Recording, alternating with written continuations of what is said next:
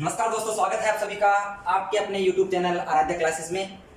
दोस्तों, जैसा कि अपन बात कर रहे थे मनोविज्ञान में, मनोविज्ञान क्या है, इसका अस्तित्व कैसे सामने आया, इसके जनक के रूप में नाम किसका आया, कौन कौन सी सदी में मनोविज्ञान को क्या क्या कहा गया, किस किस ने इसका समर्थन किया और किस किस ने इसकी आलोचना की। और हमने लास्ट में एक चर्चा और कर ली थी कि आखिरकार ये मनोविज्ञान की शाखाओं से संबंधित जो प्रश्न आता है उसको हल कैसे किया जाए। तो मनोविज्ञान की शाखाओं के बारे में मैंने आपको बताया था, मनोविज्ञान की शाखाएं 14 शाखाएं होती हैं। और आपसे जो प्रश्न पूछा जाता है कि मनोविज्ञान की कौन सी शाखा नहीं है, इसका उत्तर आपको देना है। और इसका उत्तर देने के लिए आपको 14 शाखाएं कैसे याद करनी है, ये मैंने बहुत ही इजी ट्रिक में आप लोगों को समझा भी दी थी। और मैं आशा करता हूँ कि आप सब लोगों को याद भी हो गई होगी। तो देखो दोस्तों, बात कर रहे थे मनोविज्ञान की, ठीक है। तो मनोविज्ञान में एक चर्चा आपने लास्ट में और की थी कि भाई जो मनोविज्ञान है इसमें शिक्षा को लाने का से एक तो बात हुई थी कि साहब इसमें शिक्षा को मनोविज्ञान के साथ जोड़ करके इसके स्वरूप, इसके महत्व को बताने वाला। और एक विद्वान था सबसे पहली बार कि साहब ये जो आपका मनोविज्ञान है इसमें अगर शिक्षा को डाले तो शिक्षा मनोविज्ञान की स्थितियां कैसे उभर कर सामने आएंगी। तो प्रश्न था कि मनोविज्ञान में शिक्षा के दृष्टिकोण को लाने का श्रेय या इसमें इसको मिलाने का श्रेय किसको दिया जाता है, रूसो को दिया जाता है। और शिक्षा मनोविज्ञान का जनक जबकि किसको माना जाता है, थॉर्नडाइक को माना जाता है। तो दोस्तों, आज अपना टॉपिक आ जाता है मनोविज्ञान के साथ शिक्षा का। और जैसा कि आप लोग जानते हैं कि शिक्षा, जिसको अपन इंग्लिश में क्या कहते हैं, एजुकेशन। देखिए दोस्तों, बात करते हैं एजुकेशन के बारे में। सब ये एजुकेशन शब्द जो है कौन सी भाषा का है? आपके मन में फिर विचार आया कि सर ने साइकोलॉजी के बारे में भी कुछ एक ऐसा ही प्रश्न किया था। जी दोस्तों, बिल्कुल आप सही सोच रहे हैं। एजुकेशन ये जो आपको दिख रहा है ये भी अंग्रेजी भाषा में ही लिखा गया है। लेकिन बात करें इस एजुकेशन शब्द की उत्पत्ति कौन सी भाषा से हुई है, तो दोस्तों इस एजुकेशन शब्द की उत्पत्ति लैटिन भाषा से हुई है। कौन सी भाषा से? लैटिन भाषा से। और लैटिन भाषा के कौन से शब्द से? लैटिन भाषा का एक शब्द है जिसका नाम है एडुकेटम। कौन सा शब्द है? एडुकेटम। और ध्यान रखिए दोस्तों, यह एडुकेटम शब्द भी दो शब्दों से मिलकर ये बना है। एडुकेटम कितने शब्दों से मिलकर बना है? दो शब्दों से। और वो दो शब्द कौन कौन से हैं? ई प्लस ड्यूको। कौन कौन से शब्द हैं? ई प्लस ड्यूको। और इस ई प्लस ड्यूको का अर्थ होता है अंदर से बाहर निकालना। क्या होता है दोस्तों? अंदर से बाहर निकालना। तो एजुकेशन अंग्रेजी भाषा में लिखा गया है और इस एजुकेशन शब्द की उत्पत्ति लैटिन भाषा के इस एडुकेटम शब्द से मानी जाती है। और यह एडुकेटम शब्द भी इन दो शब्दों से मिलकर बना है। ई प्लस ड्यूको अर्थ होता है अंदर से बाहर निकालना। और दोस्तों, इसके अलावा बात करें तो अभी समस्या यहीं पर खत्म नहीं होती है। इस एजुकेशन शब्द की उत्पत्ति लैटिन भाषा के अन्य दो शब्द और भी हैं जिनसे भी इसकी उत्पत्ति मानी जाती है। अब आप लोग सोच रहे हैं कि यार ये मुसीबत एक तो थी, एक और आ गई। अर्थात आपके सामने ऐसे दो लैटिन भाषा के शब्द और आते हैं। और वो दो शब्द कौन कौन से हैं? पहला है एडुकेयर। कौन सा है दोस्तों? एडुकेयर। और नंबर 2 कौन सा आपका? एडुसेयर। एडुकेयर, EDUCARE। नंबर 2 EDUCERE, एडुकेयर एंड एडुसेयर। ये पहला और ये दूसरा। अब दोस्तों बात आती है कि साहब आखिरकार इनका अर्थ क्या होता है। तो देखिए, एडुकेयर का अर्थ होता है पालन पोषण करना। क्या होता है दोस्तों? पालन पोषण करना या आगे बढ़ाना। क्या होता है दोस्तों? आगे बढ़ाना। और एडुसेयर का अर्थ क्या होता है दोस्तों? बाहर निकालना। क्या होता है? बाहर निकालना। एजुकेशन शब्द की उत्पत्ति लैटिन भाषा के इसे आपके एडुकेटम शब्द से मानी जाती है। यह इन दो शब्दों से बना है। ई प्लस ड्यूको अर्थ होता है अंदर से बाहर निकालना। इसे एजुकेशन की उत्पत्ति इन दो शब्दों से और भी मानी जाती है और ये भी लैटिन भाषा के हैं, इस बात का ध्यान रखें। और इस एडुकेयर का अर्थ होता है पालन पोषण करना या आगे बढ़ाना। पालन पोषण करना या आगे बढ़ाना। और एडुसेयर का अर्थ क्या होता है? बाहर निकालना। और दोस्तों, इसके अलावा बात करें, आपको पता है कि ये एजुकेशन इंग्लिश में लिखते हैं और इसको हिंदी में क्या लिखते हैं? शिक्षा। तो दोस्तों ध्यान रखें, आपसे एग्जाम में क्वेश्चन यहाँ से भी पूछा जा सकता है कि शिक्षा शब्द की उत्पत्ति कौन सी भाषा से? संस्कृत भाषा से। कौन सी भाषा से? संस्कृत भाषा से। संस्कृत भाषा की कौन से धातु से? ध्यान रखें दोस्तों, संस्कृत भाषा की शिक्ष धातु से इस शिक्षा शब्द की उत्पत्ति मानी जाती है। लेकिन ध्यान रखें, ये जो शिक्ष शब्द आपकी धातु है, शिक्ष धातु, इस शिक्ष धातु शब्द का अर्थ क्या होता है? इस शिक्ष धातु का अर्थ क्या होता है? सीखना या सिखाना, सीखना या सिखाना। शिक्षा शब्द की उत्पत्ति संस्कृत भाषा की शिक्ष धातु से मानी जाती है, जिसका अर्थ होता है सीखना या सिखाना। तो दोस्तों बात समझ में आ गई आपकी? ये आपका कौन सा स्वरूप है शिक्षा का? फिर दोस्तों आप मुझे ये बताइए, जो शिक्षा है, क्या शिक्षा का कोई एक निश्चित एक दायरा होता है? क्या निश्चित कोई क्षेत्र होता है जहां पर शिक्षा सिमट कर रह जाती है? नहीं, बिल्कुल नहीं होता है। ध्यान रखें, शिक्षा का स्वरूप व्यापक है। कौन सा होता है इसका?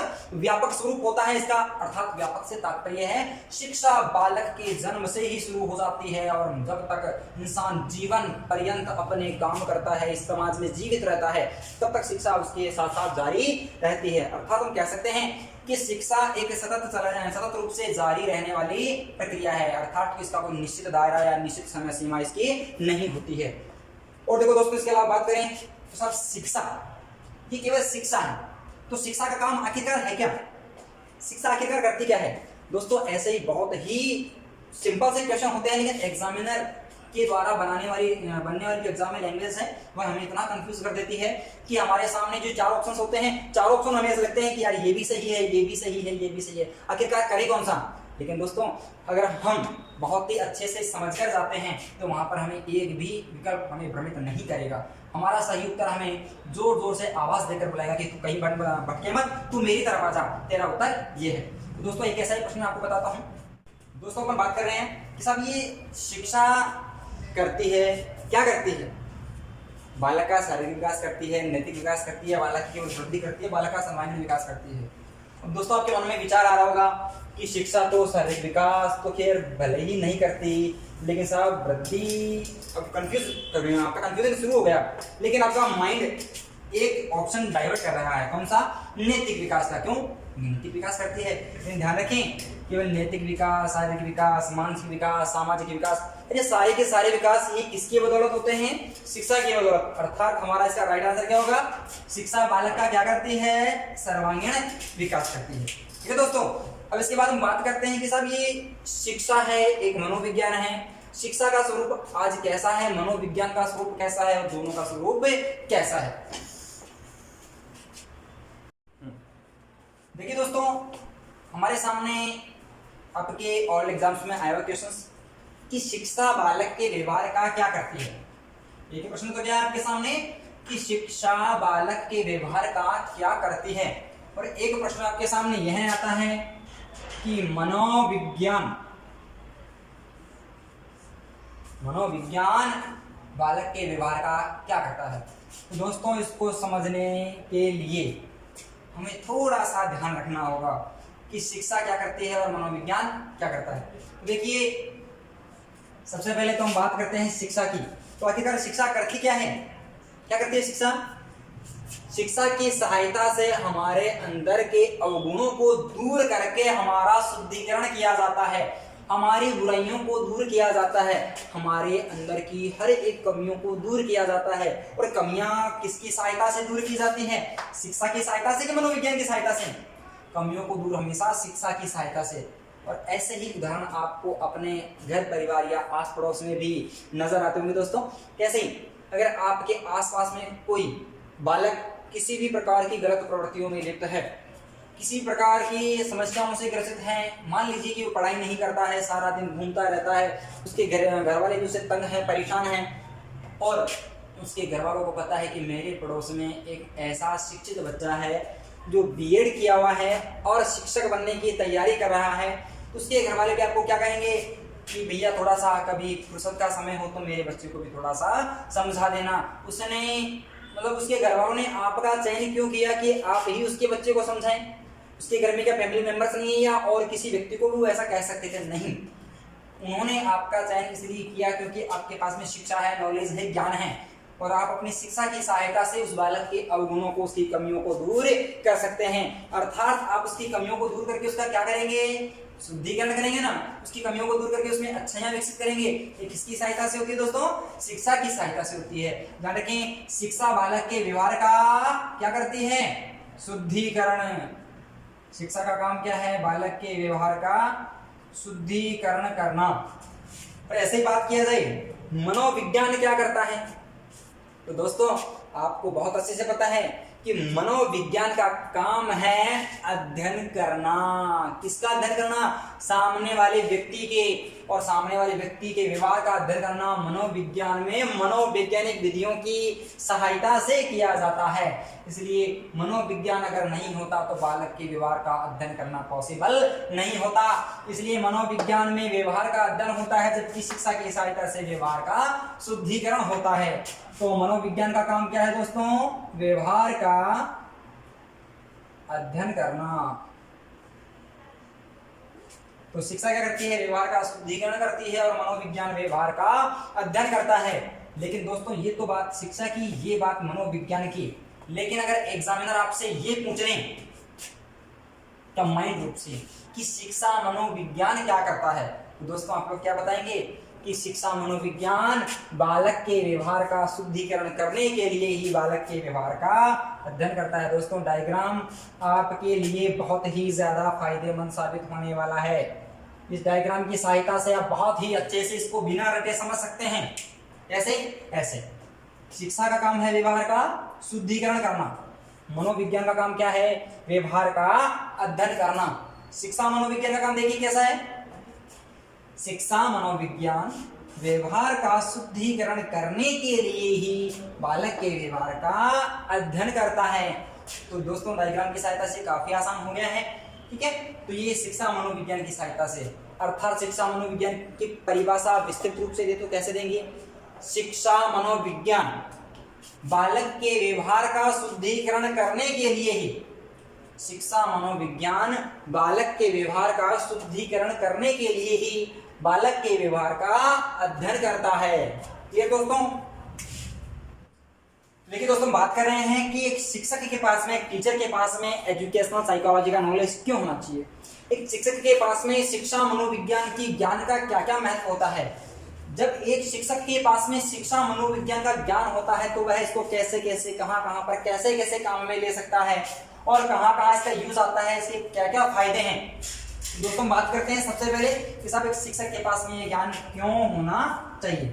देखिए दोस्तों सबसे पहला, हम हमारे जीवन में बहुत सारी चीजें सीखते हैं, लेकिन हमारी जो सीखी जाने वाली चीजें हैं इसका मतलब ये नहीं होता है कि ये सारी चीजें दूसरों पर अप्लाई की जाए।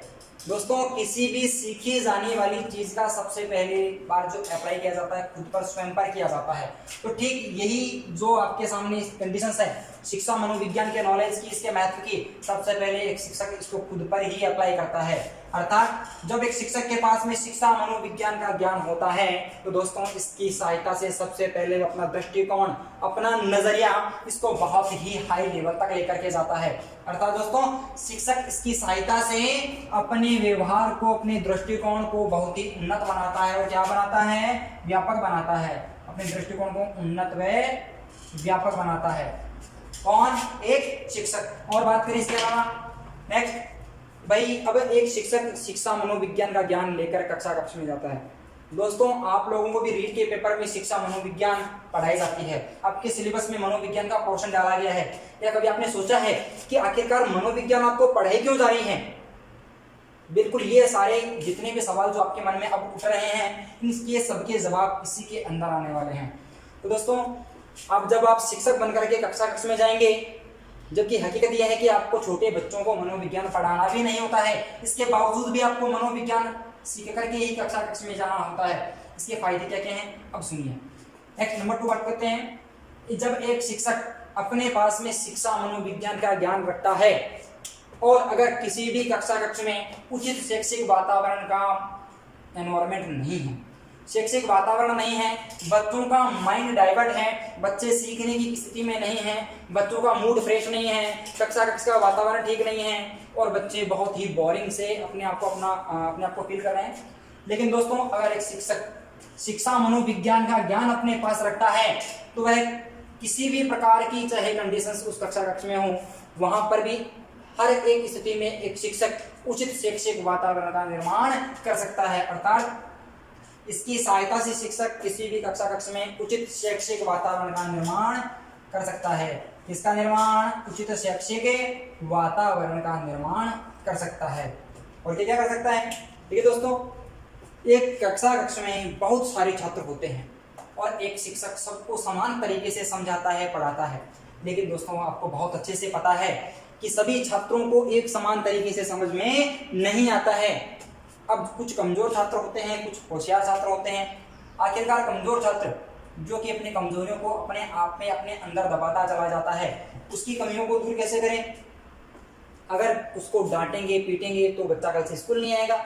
इसलिए देखिए, अगर एक शिक्षक उन बच्चों के साथ में अच्छा सहानुभूतिपूर्ण व्यवहार करता है तो यह भी ऐसा शिक्षकों को कौन सिखाता है? शिक्षा मनोविज्ञान का ज्ञान सिखाता है। अर्थात एक शिक्षक शिक्षा मनोविज्ञान के ज्ञान की सहायता से ही छात्रों के प्रति कैसा व्यवहार कर सकता है? सहानुभूतिपूर्ण व्यवहार। सहानुभूतिपूर्ण व्यवहार। तो शिक्षक इसकी सहायता से छात्रों के प्रति कैसा व्यवहार अपनाता है? सहानुभूतिपूर्ण व्यवहार अपनाता है। और सहानुभूतिपूर्ण व्यवहार अपनाने का दोस्तों फायदा क्या होगा कि एक बच्चा शिक्षक के प्रति उसका लगाव होगा, वह शिक्षक को बहुत अच्छा समझेगा और अपनी हर एक कमी कमजोरी को शिक्षक के सामने रखेगा और कहेगा कि सर मेरे ये समझ में नहीं आया, सर प्लीज मुझे एक बार और समझा दीजिए। अगर यहाँ पर जिस टीचर के पास में शिक्षा मनोविज्ञान का ज्ञान नहीं है, उसके व्यवहार में रुखापन होता है, वह थोड़ा सा बच्चों पर भड़क कर बात करता है, छात्रों की फीलिंग्स को नहीं समझता है और वह बच्चों को डांट देता है कि तेरे समझ में नहीं आता, तेरा ध्यान कहाँ था, ऐसा डांट करके उसको बैठा देता है और बच्चा जीवन में कभी भी अपनी गलतियों को शिक्षक के सामने उजागर नहीं करता है। लेकिन जिस शिक्षक के पास में यह नॉलेज होता है, यह शिक्षा मनोविज्ञान का ज्ञान होता है, वह छात्रों के प्रति कैसा व्यवहार अपनाता है? सहानुभूतिपूर्ण व्यवहार अपनाता है। इसके बाद और क्या क्या फायदे इसके? अब भाई हमने देखा कि बच्चा अपनी कमजोरी को लेकर टीचर के सामने आ गया, टीचर को कहा कि गुरुजी मेरे समझ में नहीं आया, सर प्लीज मुझे एक बार और समझा दीजिए। अब टीचर कैसे क्या समझाएगा उसको?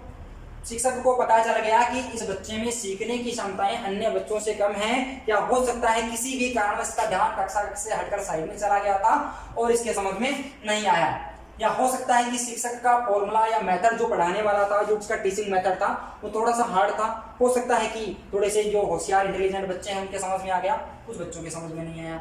तो अब शिक्षक को उस कक्षा की स्थितियों को पढ़ करके, समझ करके, उस कंडीशंस की स्थितियां सारी जान करके, समझ करके, अब टीचर क्या करेगा?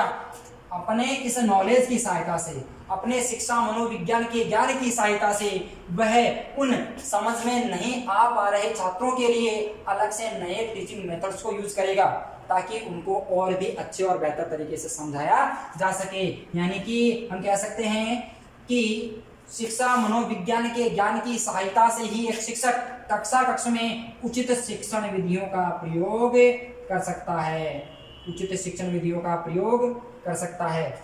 और शिक्षण विधियों का प्रयोग करने की कला भी इंसान को कौन सिखाती है? टीचर को कौन सिखाती है? शिक्षा मनोविज्ञान ही सिखाती है। और दोस्तों क्या क्या कर सकता है टीचर इसके अलावा?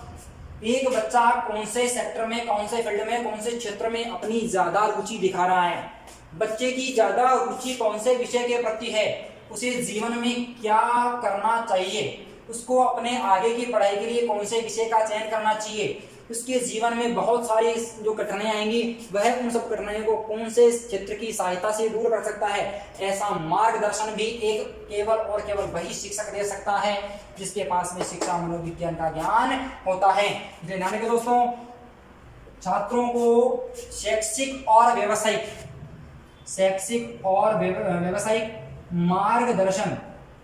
मार्गदर्शन देने के लिए भी किसकी जरूरत होती है? शिक्षक के पास में शिक्षा मनोविज्ञान की ज्ञान की जरूरत होती है। और ध्यान रखें, इस शिक्षा मनोविज्ञान के ज्ञान के द्वारा ये सारे के सारी चीजों को अपना करके एक शिक्षक बहुत ही अच्छे तरीके से अपने शिक्षार्थियों के लिए इस शिक्षा के महत्व को निकालकर सामने लाता है। अब दोस्तों ये तो हमने बात की किसकी, कि सब एक शिक्षक के पास में शिक्षा मनोविज्ञान का ज्ञान क्यों होना चाहिए।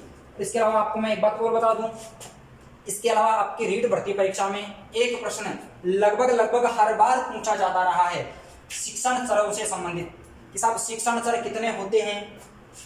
आपके पिछले ही एग्जाम में पूछा गया प्रश्न, आपकी सीटेट में, आपके आरटेट में, यूपी टेट में, एचटेट में, आपके लगभग राजस्थान के होने वाले और राजस्थान से बाहर के होने वाले सभी एग्जामों में आपके शिक्षण चरों से संबंधित, आपके एजुकेशन वेरिएबल हैं उनसे संबंधित प्रश्न जरूर पूछा जाता है, इसके पर हम चर्चा करते हैं।